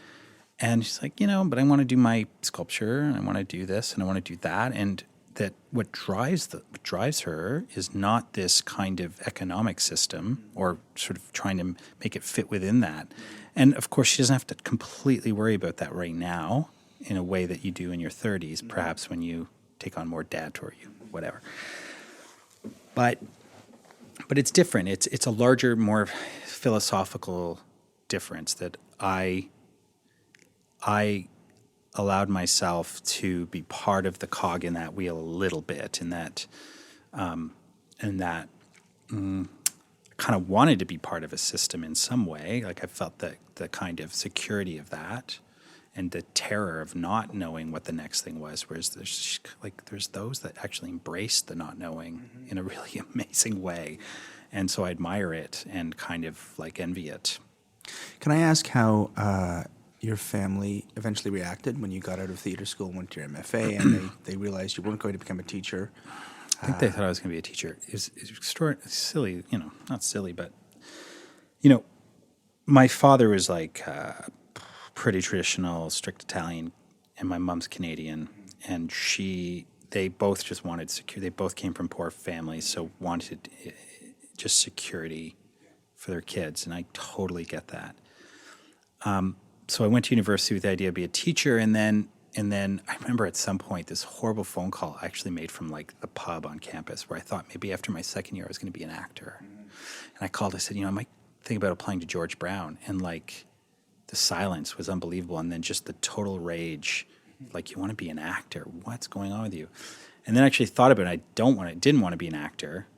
But I realized at that point, I don't think there's any way of explaining this journey I'm on that you'll understand. So I always just kept, I think, the teacher thing up. The MFA was like, I'm not going to be a high school teacher, I'm going to be a professor. Yeah. So that seemed exciting to them. And then when I started hitting the pavement in Toronto, it was like phone calls every morning at like 8 a.m. What are you doing now? When are you going to be a teacher? And I was like, what? No, I'm going to be a designer. And the funny thing is my, it's a long time ago, but my dad passed away suddenly, heart attack, and literally like a week later, Stratford called to give me a job. So I think he would have loved to have seen me at Stratford amongst that and kind of finally understood because he didn't understand about these organizations. But I remember saying, pointing out people to him like Michael Levine and saying, they do exist. There's people making a living at this, and so why can't it be me? But this does segue back a little bit because I'm part of the Associate Designers of Canada, and we've been in it's kind of it's sort of in a revival period, I think, and that it's gaining a lot of traction in terms of more membership of a younger generation than it never had before. And they've often referenced my generation as the lost generation because none of us joined ADC. Or we did as apprentices, and they never picked up a phone because it was kind of a defunct thing. And then I quit, and then there's a whole bunch of us that have now rejoined. And my personal goal within that organization is not, I think contracts are important and all those things, but it's actually to try to build an authentic community of designers and to try to, so for example, for me I was exposed to Michael Levine's work being showcased down at the, what is now N-Wave, Harbourfront Center. So they did I think it was like a pre-quadrennial, the design conference, pre-quad for his work that was going over something. Anyway, I hadn't met him yet, and I was still, I think, in university, and I saw this, and it blew my mind to see a Canadian designer's work being shown in a very big way to the public. And I thought, okay, this person must do this for a living. Like, this is their living, right? So it actually gives you license to dream. And you need to show examples. There needs to be examples. And designers such a secluded life, such a, on your own, that there's designers that, I've never met that are colleagues, but how have I not met you yet? And so when we all get together on occasion and start talking, 9 times out of 10, my experience with them is like, wow, why don't we do this more? Why don't we all get together and have wine and talk? And, it starts off as a bit of a bitch fest. And then it goes into something more interesting and positive, whether it's just, again, talking about life and everything else around us, or you hear a story. But to have a young designer be privy to that is like I remember sitting in a bar at Stratford with, all these designers before me, and I'm like, oh, I'm doing, they're like, what are you working on right now? And I said, well, I'm working on this Carol Churchill play. Oh man, now I'm suddenly blanking on the name of it. Anyway, I said, and Peter Hartwell, who I was assisting, Peter Hartwell, the designer, Shaw designer, says, I did the original Cloud9. Right. And he says, yeah, I did the original production in England. I'm like, what? I'm doing an indie show in Toronto. And he says, well, what are you doing? And I told him, I kind of sketched it on a napkin. He says, that's weird. I would never have thought almost doesn't make sense to me. Yeah. Just given where he's like, and I worked with Carol Churchill, like it was the original production. And that just kind of like, just what it does to make you feel part of a community and deserve, like you're on the inside of something. I think we can't underestimate. So I'm curious I question all of us as designers, like how can we take the responsibility to give the experience that I got and Dana and Michael and everybody got, Michael Gianfrancesco, how can we give that to the next generation? And I've heard someone say, send the elevator back down. Mm-hmm. I love that phrase. Mm-hmm. So I'm trying right now, and if anybody in ADC is hearing this, young associates, we have an associate level, and I've tried to start a mentorship program where an associate that just comes in, a young, just a university student, can get paired with an experienced ADC member and just have somebody they can go for a coffee with seasonally and just try to feel connected to something so you don't quit. Because I remember, like, I didn't meet somebody soon, I'm out. And so I think that's really, really important. And right now, to be honest, we're not getting a lot of bites. And it's kind of like, I'm trying to figure out what's going on. So. It's hard in this kind of competing with the social media and True. The illusion of connectedness when really that's a really sitting good in point. a room is the better experience, really. Okay, so there are so many points at which I could wrap this up because we landed a great point, but there's so many more things we want to talk about. So we have about you have to leave in about 20 minutes. So let's try and answer a couple more questions and then talk about the stuff you're doing right now at Soulpepper. I think we've talked a lot about the resident artist program here and the academy, but let's talk about you were talking about the actual the sort of three-pronged approach to play development and how design is incorporated in that. Try to lead me through how Soulpepper is fostering new works and how they approach, because it used to be a classically focused company. Yeah, so Soulpepper really, became, when it started, became, of course, for those who don't know, the founding members were all very active actors at Stratford and they were part of the young company at Stratford, and then they were not invited back suddenly, like just out of the blue. Robin Phillips and his young company were no longer part of the organization, and they all went off to do different things and got TV shows, etc. But then their passion, of course, lay in doing classical theater, and they all wanted to come back around those stories again and tell them in Toronto and create a market for classical theater in Toronto. So they did that, but they did that. Laszlo Martin, who they met, Diego, I think, was probably the core connection so Laszlo from Budapest, who runs a company out there, started to do a Chekhov masterclass with them, which led to him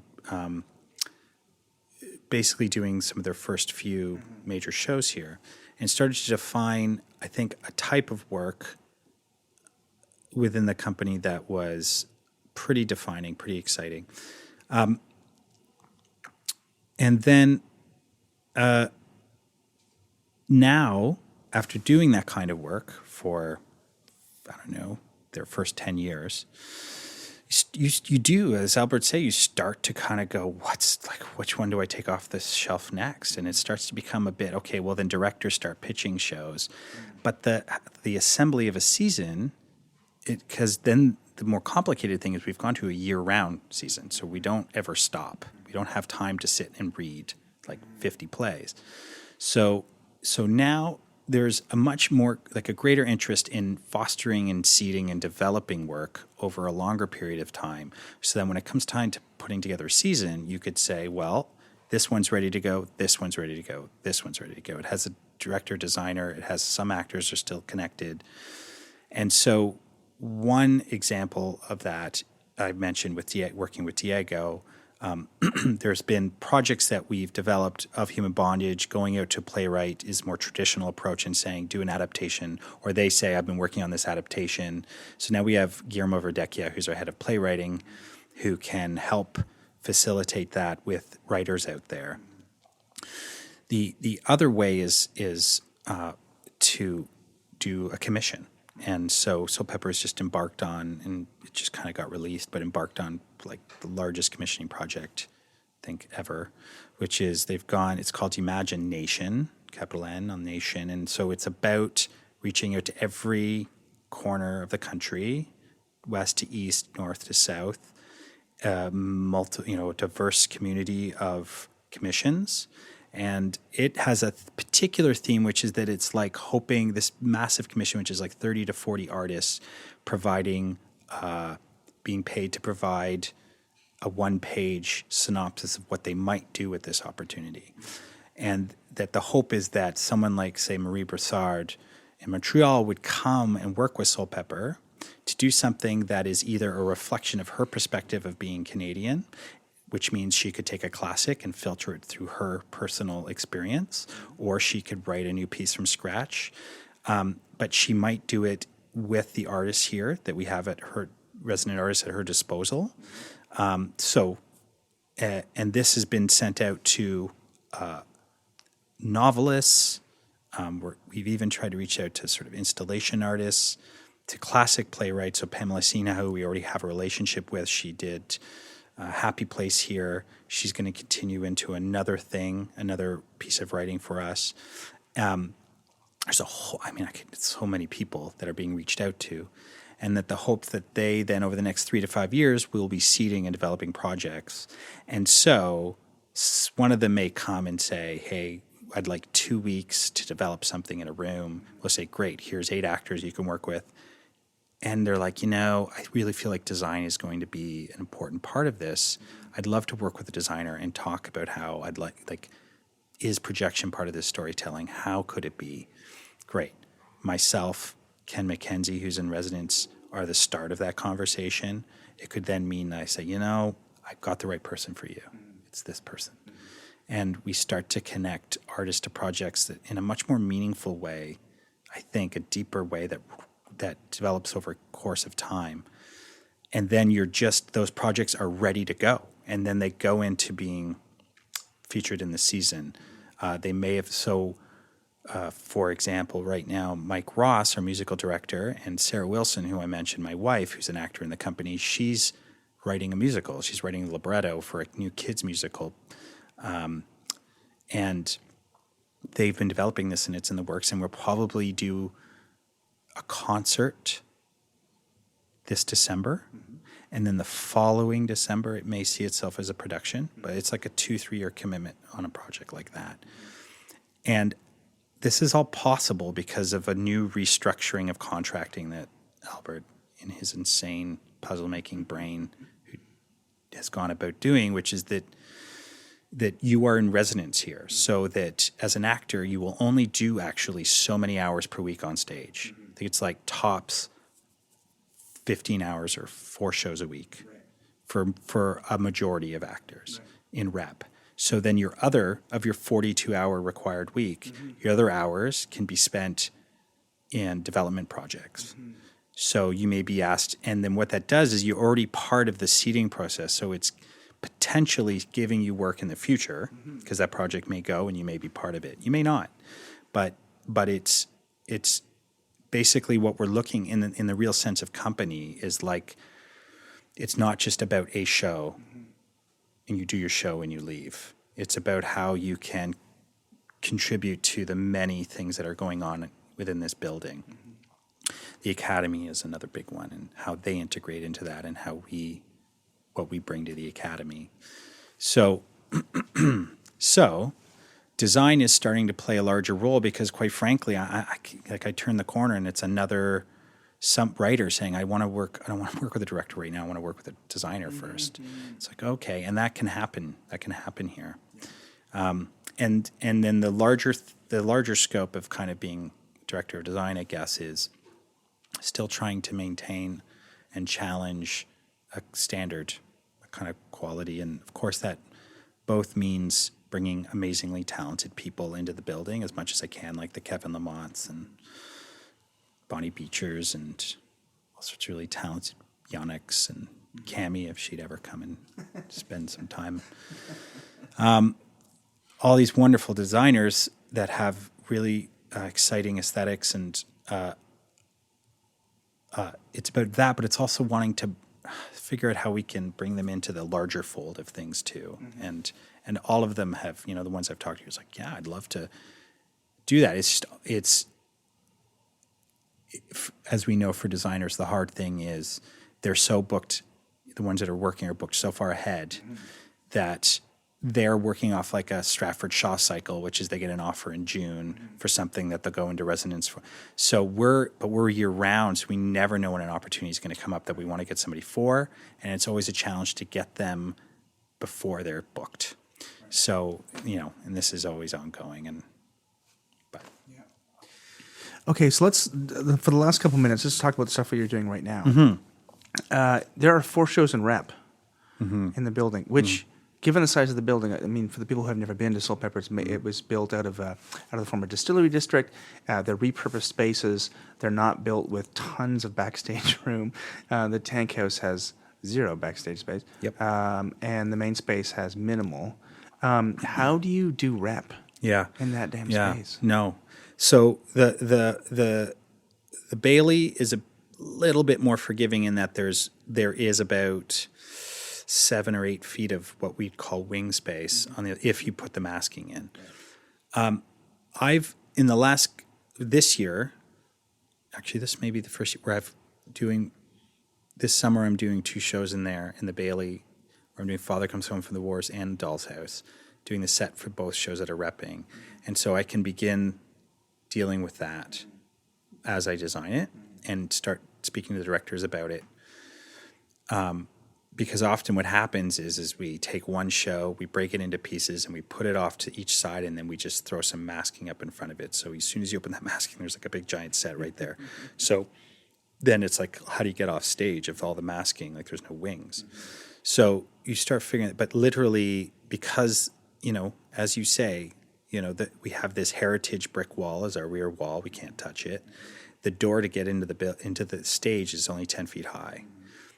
There's no set that's going to be just 10 feet high. So you can't even roll things out into the loading dock. Furniture or smaller pieces can, and the larger pieces all have to live on the same stage as the other show that's got to now perform. So it's a tricky game, and it's a lot easier when a single designer is already in conversation with that, but we do it all the time now, and it's never the same each time, and it's always a question of eventually the designs can come in, and then the TD needs to sit down with them. I try to enter the discussion as director of design a little bit, where I could say, in my experience, I would go back to that designer and get them talking about how they can sort masking out together or whatever. The Michael Young is like it's smaller, there's no wing space, and unless you make it. And again, so it's like huge amounts of compromise. And so like what I've done so right now I'm designing Incident to Vichy and Testament of Mary, and I've made them both play on a floor and a back wall that's shared. And I tried to find the connecting tissue between the shows thematically, and I feel like we've landed on something that makes sense for both shows.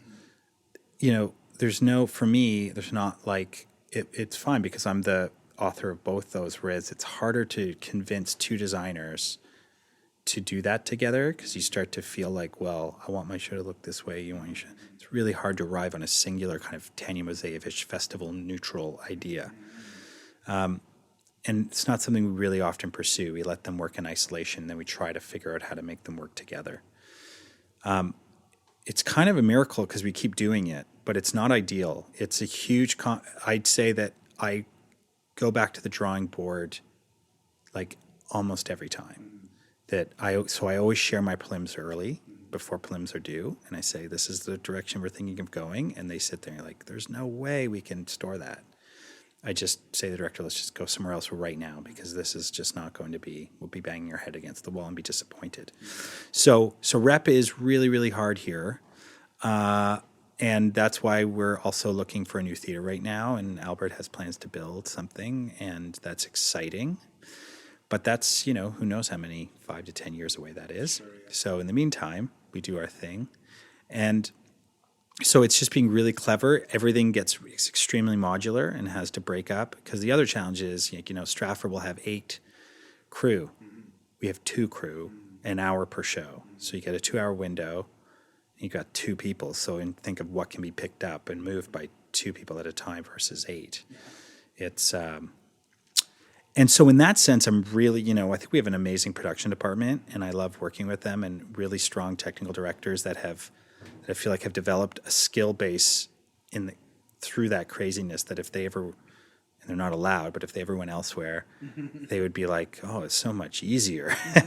But I think that name of the game for me is having to go to the table much earlier than you normally would, stay in conversation with the technical director, get them involved in the dialogue early so that that you can get them on board as opposed to drop off this impossible 2 shows, and so that they can kind of ramp up, start wrapping their brains around something. And I should say they're wrapping their brains around the preliminaries of something while they're trying to get 4 shows on stage, right? So it's never good timing.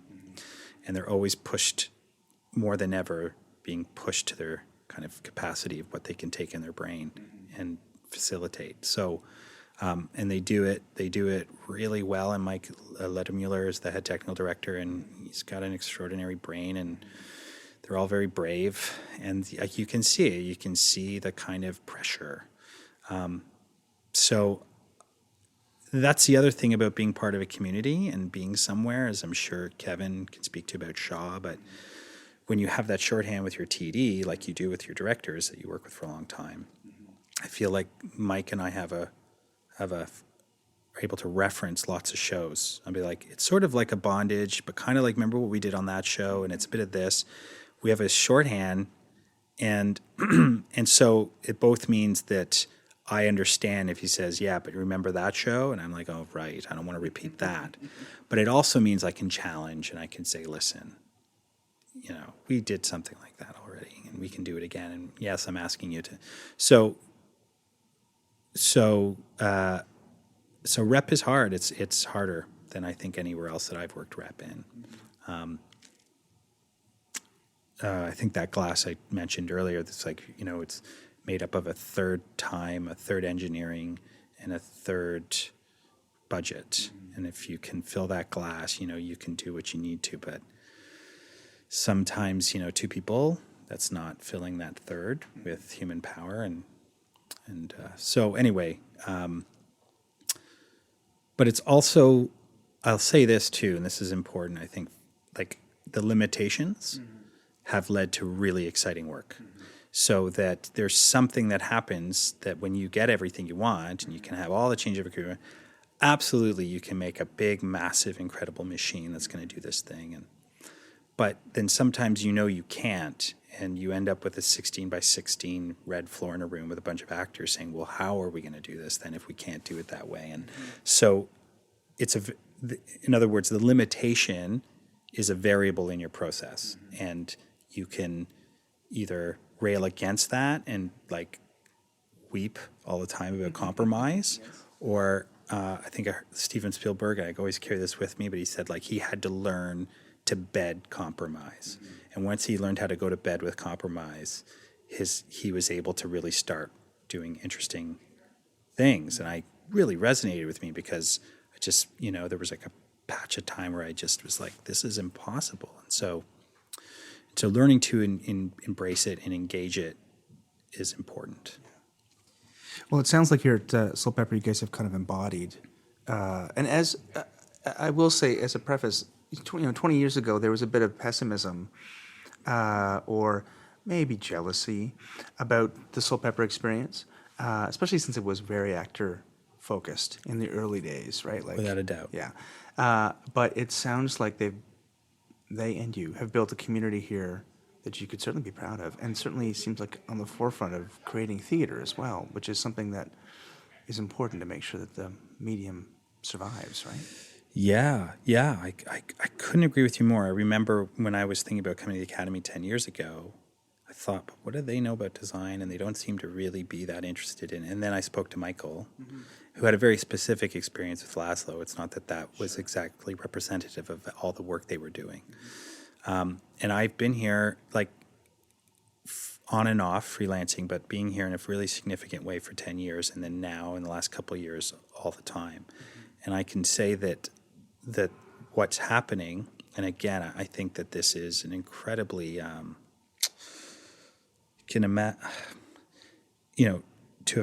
for the many members that founded this with their blood, sweat, and tears, who now are not always leading this company, but have made room for another generation to define and evolve the mandate and redefine what Soulpepper is.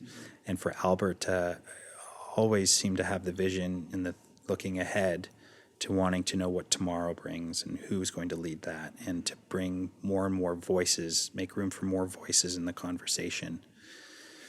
And to know, for me, the idea of community, to develop a community that it's not going to look like it always looked like at the beginning, and it's going to change and evolve. To make room for that is an extraordinary gift that they've given me and many others. But I get it, and I get the whole. I experienced a lot of weird, confusing angst whenever someone realized I had an association, or this is maybe 10 or 8 years ago, with Soulpepper, and I was always like, what's that anger about? Why are you don't even know me? Why? and that you also don't know what's going on. But I think it is just because it's this, just keeps growing and growing and growing. And I think that there's a lot of I think it's taken Soulpepper a little while to figure out how to share it, what's going on, how to share it with the community and the outside world. And I think this unprecedented ability to actually create resident artists that can be here and shape the direction, the voice, that are from. So it's hard for the indie community to get pissed at Soulpepper when indie artists are being given resident artistship. So it's trying to give lots of people opportunity, and I think hopefully, we're just trying to find something interesting and authentic. But the thing that that is very real is this academy, that an enormous amount of resources and energy is put into these individuals, and they've come to graduate and then be absorbed in a way, and then taken and have demanded of the company something to go in a direction, and they've responded. So it's, and I don't want to end with this, but I'll just say that it's not all roses, and it's a complicated organization like Stratford is, and there's times when you're here and you wish the grass is greener, and you, especially as a designer, just instinctively, you see other people doing things and you're like, wow, that's really exciting, and you're not caught up in the bureaucracy of an organization. And so there's and it's still so it feels almost sometimes like it's going too fast, we're too ambitious, which is kind of maybe sounds boring or something, but it's sometimes I want to just slow down.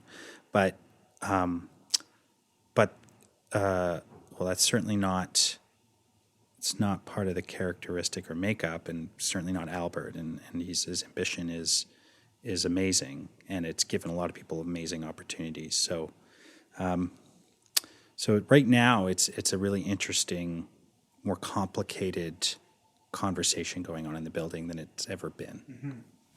It sounds like that's more reason to have a diverse voice as well, so you have a lot of choices. The danger, when you first started telling me about this, I had the same kind of anxiety about moving too quickly, because the danger is to sort of rarefy everyone's time and experience, and then things can collapse in upon themselves. But if you diversify, if you give a lot of different people, a lot of different voices opportunity to speak in that, it sounds like you are hedging your bets against finding the solution that works, right? Yeah, but I think you hit on something important. I think your first point is that people, rather than just feeling like we're trying to take great care, but that when you are being thrown at a project, being used in a way to help facilitate a project here, there, over there, that it's important to every artist and individual that it's not enough to just go, well, whatever, I get paid weekly, and that's amazing. You want to understand why you're doing it, who you're doing it with, to have a more intimate, meaningful connection to the work you're doing. And I think sometimes, I'd say most of the time we succeed at that, and sometimes we do find ourselves a bit like closing our eyes and throwing lots of darts at a board and kind of going, why? Like, I don't even understand why we're putting so much energy in this thing. I don't understand the full scope of it, but okay, and then now we'll put that aside, and whatever happened to that thing? Mm-hmm. So, but I would say that's that is a kind of certainly less the case, just because they can't afford to have projects actually work that way. They have to be moving in the right direction, and I think because it's diversified, like there's like Guillermo running that and Alan running a directing program, and that there's more people questioning and being part of what's the direction we're moving in, and sort of have some degree of basically a seat at the table, the capital T, so that there's questions are being asked, being considered and answered. So it's harder now we don't let each other off the hook. And that's a good thing of having a council, I think. Yeah. And not relying on kind of King Albert to set the agenda by himself. Right? Yeah. And he could. And so he absolutely could just sit in a room in a big chair and make a whole bunch of decisions. I know Albert very, very well. We're close colleagues and friends, so I can say that I know that's not where he doesn't find that interesting. Yeah. He doesn't find that interesting at all. And what he's more interested in is what happens when this person does this thing, starts this thing, and this person responds, and then he comes to it and goes, okay, that's really exciting. Here's what I could bring to that, or how I could help nurture that. So, and music has become, for him and the discovery of Mike Ross, who was in my academy and has now become such a defining person and artist in this building, but that music has become a part of the organization in a way that's been a huge transformation. So now into a whole other kind of genre of art and music in concerts, but also in taking work that isn't meant for music and applying a kind of musical aesthetic to it. So they did this E. Cummings project where they just took poems of E. Cummings and they devised a play out of it, and it's kind of like watching a kind of really cool Arcade Fire live rock video for an hour, using the poems of E. Cummings, and it was fairly successful for us. So it's exciting to see potentially that our audience is open to new form. And we'll be continuing to challenge that and see, because I understand the weight on Albert's shoulder, because if we all enjoy doing this, we also have to make some money. So we also have to do Odd Couple, which is not a bad thing. It's an amazingly crafted play, but the full. I remember you talking to Kevin about this, but that like it's a festival in a sense, in that you are serving up a range of things to eat. And I think there's some of us that want to push the boundaries, so it's not like coleslaw or spinach salad. It's like more like, wow, I've never tasted that before, to that's very comforting, That's great. The last question I'd just like to land on, and this is one that we sort of get to at the end of most of the episodes, is what you would tell new designers. Now, you run you're responsible for a portion of the academy here. So I know you probably think about this a lot, but what is your idea, if someone just starting in the business or just come out of maybe a general program at Guelph, or they're thinking of going into a conservatory program, what do you think the people should be focusing on if they want to have a career in theater? And is that a good idea? Yeah. A career in theater. Yeah, I think it's an amazing thing. Yeah, I think absolutely. We need artists, and we need the theater to continue, and I don't think it's I'm in a position, or anybody's in a position, to tell someone else, but it's economically really difficult. Like there's lots of hard, like I have friends that graduated with chemistry degrees that were out of work. Like it's just hard. And so if it's a calling, if it's a vocation, I don't know that you really have a choice sometimes. I couldn't wait to sort of turned 30, because then the idea of going back to school just became so much more difficult a notion. So, and would require some real major decision, not just a flirting with maybe I'll go do this. It's like, okay, I'm going to stop doing this. So, to a young designer though, who feels the calling, or feels extremely passionate and interested in it, I would just say that there are and I don't want to speak to any program specifically. I just think that I do think it's really important to understand design through the lens through a broader lens than just the studio. So understanding how to come to a play, how to read a play, and how to live in a space, in a creation space with actors and directors. So, which maybe leads me to just like make sure whatever program you go into is dealing with collaboration, is really challenging or making you practice collaborating. And at the same time, I'd say it's really important that you let your interests and what you're influenced by become much more than theater. And so, fine art, installation art is the first, like the more direct relationship. But the music, sports, like just become an interesting human being and artist. And it's amazing. So, because what you're looking to do, I think ultimately is have a voice as an artist who can develop a maturity and a confidence to have an opinion and a point of view. Oh no. You want to hopefully arrive at a place where you are a confident artist who has a point of view on the theater and on why we want to tell these stories. Not just on, I'm really good at choosing the right color of red, or I understand everything about this period of costume. Those start to feel sort of irrelevant in the larger conversation around how to make this work, whatever you're doing, be alive right now and speak to an audience right now. And I think that can only happen, it can't happen in isolation in a studio learning how to build a model really well. All that stuff's important, but actually knowing how to integrate design in a way that's connected to performance and is in tandem with really strong collaboration with directors is important. And if you can, and something I try to give here is like access to collaborating with experienced directors, even on a studio level, because their thinking is so much more sophisticated and they have a methodology in place. So negotiating and understanding that methodology will only deepen your approach to making theater. So if you were to go to a university, like I know NTS brings in guest professional directors, I just don't know how much the designers work with them. I don't know, but it would be something to investigate.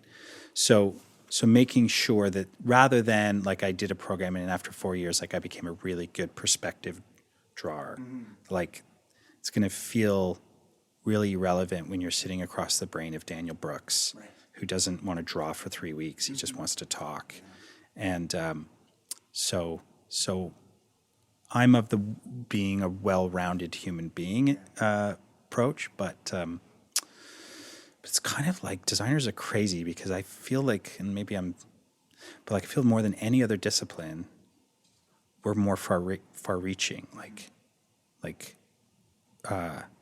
We have to both understand how to read a play, but we also have to understand how to talk to technicians. We have to, like, the amount of experience and knowledge that we need reaches farther than I think almost any discipline. So, because our hands are in so many pots. And so the notion that you can learn it all in an undergrad or even in an MFA is a bit crazy, and that there's the on-the-job training that you gain from experience that is just kind of impossible to replace. And so assisting is an extremely valuable thing. If you can assist, reach out. You'd be so surprised. Designers, I think a lot of young designers are like, I'm not going to call them. That would be crazy. They don't want to hear from me. God, we're all we love it. It flatters us, and we want it. And so I know some designers pay in experience so that they can't afford to pay you, but that they'll give you the opportunity to assist them and get the hands-on experience, but then are flexible with your time because, of course, that means you're needing to work elsewhere. And then there are other designers, and you're going to speak to Michael, and I think, one of the unfortunate but wonderful things is Michael moved to England, which is wonderful for him and his relationship in his life, and most of his work's over there, and now he's finally living with his partner. They lived apart for so long. But it's a little hole in the community because Cami Koo, Julie Fox, myself, Yannick, all worked in his studio. Victoria Wallace, he paid a very competitive hourly for young designers building models. Expectations were high, and he was very generous with you being aware of what and why, not just being a machine in a studio. So there's really was no other designer that had the career that could afford to do that, and he no longer lives here. So after us, it's not like you say, oh, you should, now I can tell somebody you should go work in Michael's studio. Yeah. That's not an option here.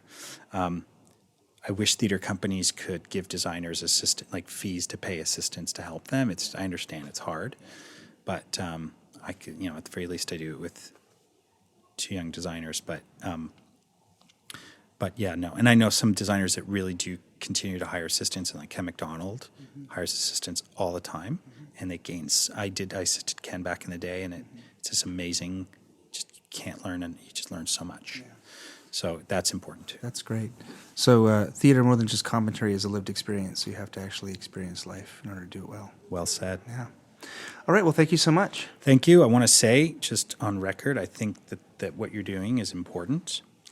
I think that regardless of what this will mean later on in some time capsule we send out to space, I think I would have killed as a young designer in my 20s to have had access to the voices you've captured, especially the ones that were part of the early Toronto and Canada scene of theater starting in the 60s and 70s. And so I would urge people to tell other people about what you're doing, to make sure that professors know and people are listening to this, and it's good stuff to listen to when you're working or whatever. Mm-hmm. That's terrific. So, if people want to have an opportunity here at Soulpepper in the Academy, how do they get a hold of you, and where do they go, and what do they have to do? Yeah, if they go on the, we have on the website, there's an education section, and there's some information. And I'm lorenzodesign@yahoo.com, and you can always email me directly. We just accepted and are starting our next academy this August, so it'll be 3 years from this August when we start the next one. So it's a 2-year cycle with a year off, but we start looking at the end of the 2 years. We start the audition process, and so what I've noticed is that we've had an increase for sure. We've doubled our applicants, or almost doubled, and more from West Coast, because I did a very active reach out to professors and to young designers across the country. And I'm hoping next time to even reach more specifically into communities. But yeah, so stay tuned and check us out and come see the work that those designers are doing. And it's never too early to say, I know it's 2 years away, but I just love to ask you more about the program, because it's certainly not for everybody. But it is. There's kind of nothing quite like it, and it's an amazing opportunity for somebody for 2 years to practice and work with a lot of really interesting people, and figure out also how to work as a designer within an ensemble. So to not just, so I think where people struggle is that I think there are designers, and this is great, and I get it, where you love actually, what you love most about being a designer is your studio life. It's such a wonderful thing. But what we're doing is saying what happens when you get out of the studio, and it's not about predetermined things, but you go into a room with these people. So if that is of any interest to people, let us know. Great. Excellent. Thanks. I think we'll stop there. Thank you. Perfect.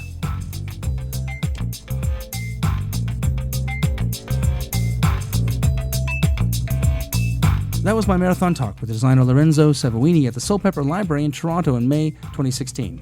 Next time, another Bellows episode where we'll talk about promotions and PR, not one you want to miss.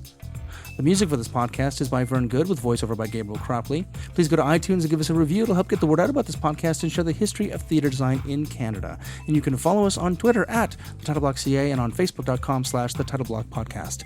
You can send comments and requests by email to thetitleBlock@gmail.com. Now, don't forget that if you like the show, please support us on Patreon.com. Now, feel free to share this with your friends, colleagues, students, and teachers, or listen to it while you glue little buttons on little stems over and over and over and over and over again. I'm Michael Cruz, and I'll see you next time on The Title Block.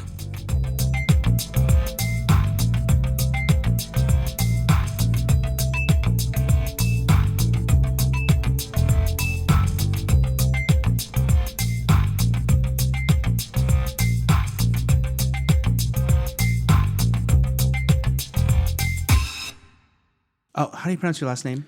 Savoini. See? I got it right. Oh, nice. A lot of people say Savoini, and I get it. I understand. But Savoini.